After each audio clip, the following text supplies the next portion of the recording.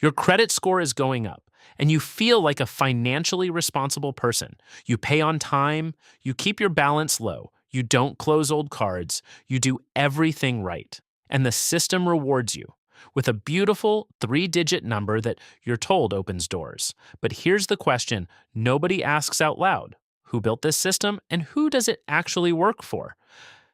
Take Derek, he's 34, credit score 780. He's proud of that number. He shows it to his wife as proof they're on the right track. The bank sends him congratulation letters and new cashback card offers. Derek thinks the system is measuring his financial health. What it's actually measuring is his value as a borrower. Those are not the same thing. And the difference between those two things is costing him tens of thousands of dollars.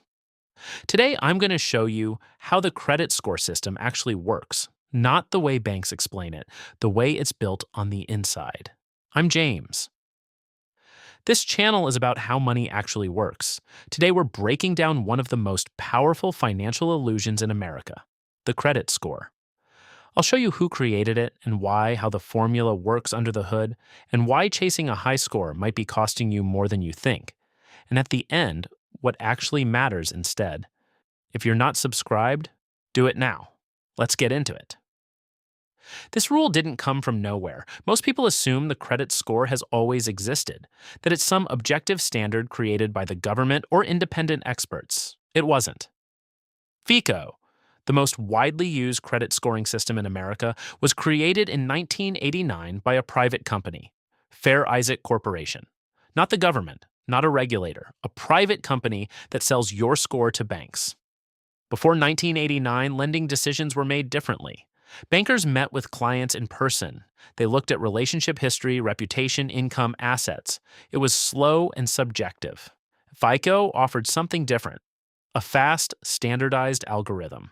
One number instead of a conversation. Banks loved it. An algorithm scales, a person doesn't. And here's the first thing nobody says out loud. The algorithm wasn't built to measure your financial health. It was built to predict the probability that you'll repay a loan. Those are different things. A person with zero debt, a fully paid off mortgage, $500,000 in investments, but no active credit products, can have a low FICO score. Because the system doesn't have enough data to make a prediction. Wealthy, free, low score. Let that sink in. Let's break down what your credit score is actually made of. 35% payment history. You pay on time, good. You miss a payment, bad. This is the most logical part. 30% credit utilization. If your limit is $10,000 and you spent $3,000, that's 30% utilization. Considered normal? Above 30%, your score drops. But here's what's interesting. The ideal range, according to the system, is between 1% and 10%, meaning you need to use credit regularly, constantly, just a little. The system literally penalizes you for not using credit. 15%, length of credit history. The longer your accounts have been open, the better.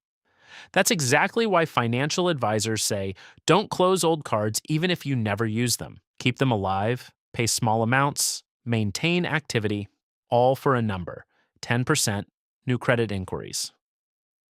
Every time you apply for credit, your score dips slightly. This is called a hard inquiry, 10% credit mix. The system wants to see different types of credit, cards, auto loans, mortgage. A diversity of debt literally improves your rating. Add it all up. The system rewards you for constantly borrowing, keeping accounts open, using credit regularly, and never fully stepping out of the debt system. This isn't a financial freedom score, it's a debt loyalty score. Let's go back to Derek. His 780 score is the result of 10 years of discipline. He never missed a payment. He kept 3 cards open. He paid off his car loan. He's currently paying his mortgage. Banks love Derek. They send him offers every few weeks. And one day, Derek decides that's it. He wants out of the debt system. Close the cards, pay off the mortgage early, live without debt. So he does it. A year later, his credit score drops 90 points. Derek didn't get poorer. He got richer. He has no debt, has savings, has assets. But the system says you've become less reliable because reliability in this system isn't the absence of debt. It's a predictable presence inside the debt system. Derek won financially and lost in the rating. That's not an accident, that's the design. Let's talk about how this score is actually used in real life. Yes, a high credit score gives you a lower interest rate on a mortgage or car loan. That's real. The difference between a 620 and a 780 score on a $300,000 mortgage can be $50,000 to $80,000 over the life of the loan. That matters. But here's what's important to understand. This tool was built for people who borrow. It optimizes conditions inside the debt system. It doesn't measure how much money you have. It doesn't measure whether your wealth is growing. It doesn't see your investment portfolio, your assets, your savings. A person with $200,000 in investments and no active debt can have a lower score than someone with 3 open cards and a car loan, who disciplines themselves to pay the minimum every month. That's not a bug in the system. That's its purpose. 3 groups of people earn money from the existence of this system. The first, credit bureaus, Equifax, Experian, TransUnion. They collect your data and sell it to banks. Your score is their product, not your tool, their product. The second is SaaS, banks, and lenders. A high score means you're a reliable borrower. They give you better terms. So you take on more debt. More debt means more interest, means more profit. The third, FICO itself. It sells scores to banks. Every time a bank checks your score, FICO gets paid. Billions of requests a year. The system was built by 3 groups who profit from your participation in the debt system. And it grades you specifically for that participation. This doesn't mean your credit score is useless. It's useful in specific situations. If you're taking out a mortgage, a high score will genuinely save you money. If you need a car loan, same thing.